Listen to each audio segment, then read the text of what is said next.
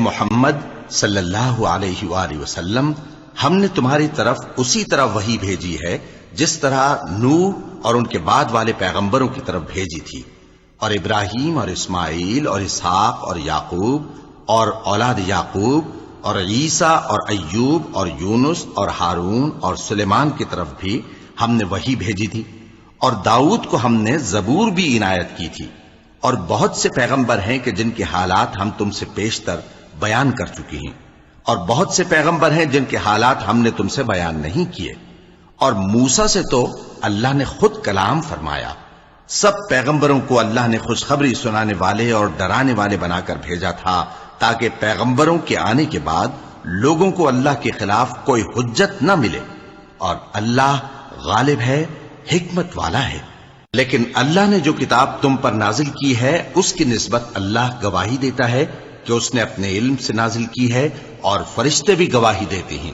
اور گواہ تو اللہ ہی کافی ہے۔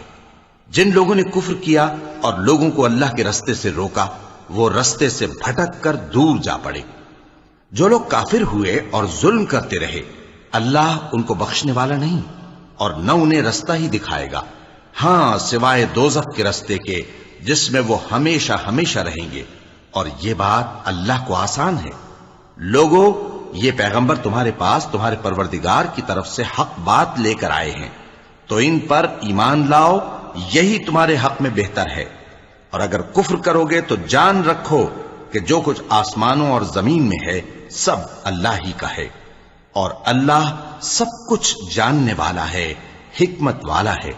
اے اہل کتاب، اپنے دین کی بات میں حد سے نہ بڑھو، اور اللہ کے بارے میں حق کے سوا کچھ نہ کہو۔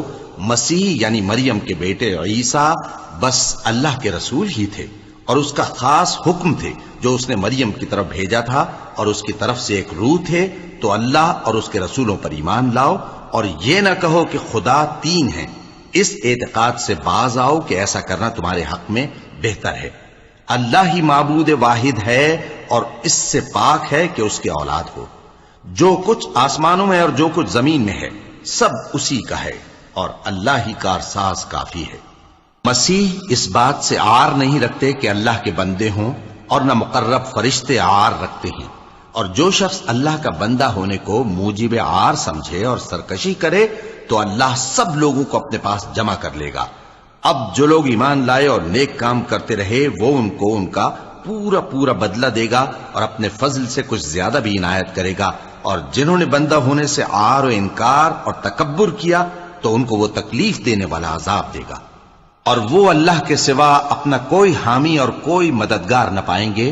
لوگوں، تمہارے پروردگار کی طرف سے تمہارے پاس ایک بڑی دلیل آ چکی ہے، اور ہم نے کفر اور ضلالت کا اندھیرا دور کرنے کو تمہاری طرف راہ روشن کرنے والا نور بھیج دیا ہے۔ پس جو لوگ اللہ پر ایمان لائے اور اس کے دین کی رسی کو مضبوط پکڑے رہے، ان کو وہ اپنی رحمت اور فضل کی بہشتوں میں داخل کرے گا، اور اپنی طرف پہنچنے کا سیدھا رستہ دکھائے گا۔